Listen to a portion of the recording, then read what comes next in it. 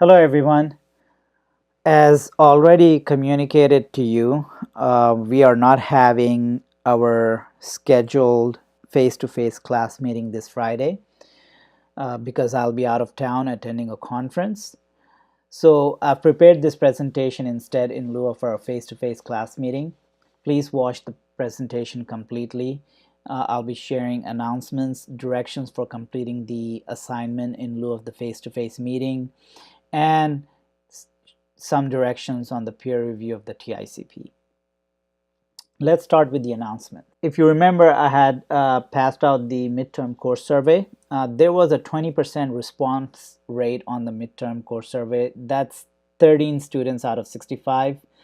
Not the best response rate. However, I'm assuming that those who did not respond did not really have concerns at the level where they felt they needed to fill out the survey. Nonetheless, there were three concerns that were somewhat common. The discussion forum. Some of the respondents felt that the discussion forum was too text heavy. Others wanted to try out some different tools for the discussion forum, and there were some who did not really like the Wednesday submission deadline for post one because they were very likely to forget about it. Moving forward, please note that we are not going to have any text heavy discussions for the rest of the semester because that was already in the plan. I believe the only remaining discussion that you will complete in Blackboard will be your final reflection for this course. Rest of the upcoming discussions will be using different tools, different formats, and also all discussions from here on will be due Sunday before midnight, as the midweek deadline is really not necessary due to the change in the formats for the discussion. Another concern that was actually brought not by many but just by one student was regarding the videos, the YouTube videos. The reason I'm mentioning it here because that student expressed a strong dislike for the videos. I will definitely keep the feedback in mind and will think about how to revise them for next semester. A somewhat common concern that was brought up was regarding the grading system. There were a few students that wished they could get full credit for makeup work. Please note that I do give full credit for makeup work for those students with documented valid excuses. However, it will not be fair to do so for anyone else. Having said that, I am giving out one free makeup pass for the semester. That means you can make up one assignment for full credit. So if you're one of those students that have missed an assignment, then it might be worth your effort to make it up for full credit. Also, lastly, you may have noticed that I haven't provided feedback to you on your fourth and fifth milestone for the TICP. The reason behind that is since we are doing a peer review, I want to wait until everyone has completed their peer review before providing my own feedback for the remaining milestones. So I'll be doing that after students have completed the peer review of the TICP. All right, so switching gears, we've been talking about assessments in the last unit, and we've looked at how technology is changing and transforming the way we assess. You were asked to share a tool on Padlet that you can use in assessment. I hope you were able to go over the many great suggestions that were posted. I would encourage you to do that if you haven't done so already. Also, there are so many topics related to assessment that we could not cover in the last unit. I wanted to bring to your attention some critical considerations when choosing a tool for assessment so that the tool itself does not become a barrier towards the student's ability to express the learned knowledge and skills. So here are 12 considerations that you need to think about. Is the tool easy to use? Is the assessment tool easy to use? Is it affordable? Can students use the tool to add text, images, voiceovers, and videos to their work? In other words, is it versatile? Is it adaptable to the different styles of the students, learning styles of the students? Is it easy to set up? Does it give students a place to leave comments? Another consideration, how easily does it allow parents to see their child's work, especially important for the younger students? Another consideration is, does it help students make their thinking visible? Does it give them a voice? Does it allow them to share their work? In other words, does it really promote a collaborative learning environment? Also, something very simple but we often don't think about this is, how do students sign in? Is the sign-in process easy, or does it become a barrier towards the students using the tool? Can students use the tool to share their creations with a global audience? We have talked about the value of authentic learning, so that's an important consideration to keep in mind. Something that we didn't really touch on is the assessment tool FERPA and COPPA compliant. Something for you to give serious consideration when selecting assessment tools. Also, is it available on multiple platforms? And lastly, can students easily download their creations from it? So those are some important considerations that you need to keep in mind when selecting a tool for assessment.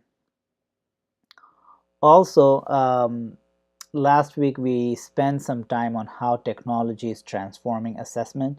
We examined 5 assessment criteria: timing, accessibility, pathways, feedback, and item types.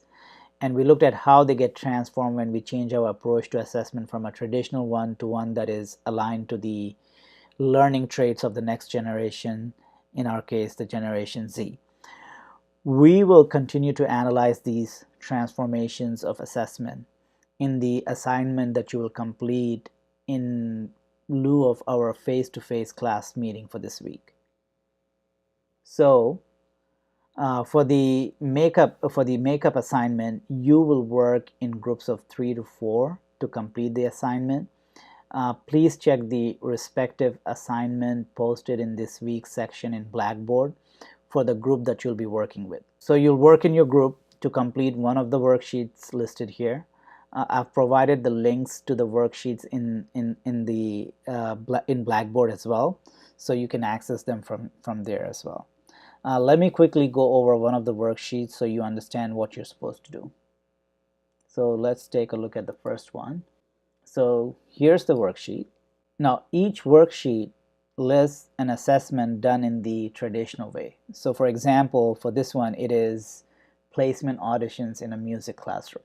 Now for this worksheet, I've listed an assessment for a very specific content, in this case music. But if you notice, there is another one for phys ed. But for the other ones, I have not really listed a content area, and it is up to the group. They can select whatever content area that they want to focus on. But it's important that you select a content area so that you can contextualize your discussion with respect to that. All right, so let's take a look at the worksheet in more detail. So your goal in this assignment is to transform the traditional approach provided to you to an approach that is more suitable for the next generation. And you're expected to do that using the tools that have been provided to you. So for this worksheet, for example, you have YouTube, Soundtrap, Talk and Comment, and an additional row where you get to select your own tool. So you have 4 different tools that you need to use in order to transform this assessment.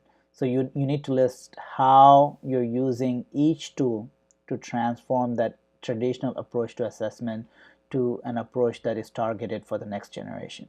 And what you'll do for each tool is you will need to list how you will use it, and you need to also discuss how one of the 5 assessment criterias, actually 2 of the 5 assessment criterias, get transformed from the traditional to the next generation. And if you need to review these criterias for the assessment, I've provided a link to a cheat sheet. So if you click on it, it will take you there where you can review the assessment criteria. Please note that you need to be logged in to your GVSU accounts in order to be able to edit the worksheets. You do not need to make another copy of the worksheet, just write directly into it. Make sure you list the names of all the group members. Ideally, each member should have the opportunity to write about at least one of the tools. Since the Google Docs tracking feature allows me to monitor the changes made by each group member, I will be keeping an eye out to see that the worksheet was completed in as equitable a manner as possible. Once completed, each group member should submit a link to the worksheet in their own designated assignment Dropbox in Blackboard. The submission deadline for this assignment is this Sunday, but this Sunday, November 11, before midnight. All right, so that's the assignment that you are completing in lieu of the face-to-face class meeting. All right, so let's talk a little bit about the peer review of the TICP that is due this Sunday. You were assigned a learning partner at the beginning of the semester. So you should be reviewing each other's TICP for this peer review. Please complete the following 3 tasks. Number 1, insert any suggestions or revisions directly into the shared Google document using the comment feature. So that's how you'll be peer reviewing each other's TICP. For task 2, you will use the summative TICP rubric to evaluate your learning partner's TICP. You will need to make a copy of the file in order to be able to edit it, and once you make a copy into your Google Drive, you'll be able to edit it, and then you can go ahead and rate the rubric by just highlighting the text and using the highlight tool to indicate. You can also use the, let's say if I am giving an unsatisfactory rating for a particular criteria, then it's a good idea to also use the comment feature to say why I am giving them that rating. So please keep that in mind. All right, the last task for completing the peer review is you need to submit your work. So you will be submitting the work that you have completed, i.e. you will submit the link to your learning partner's TICP that you have reviewed, and you will submit the rubric that you have completed of your learning partner's TICP. So that's how you need to complete the peer review. Once again, please email me if you have any follow-up questions. Good luck.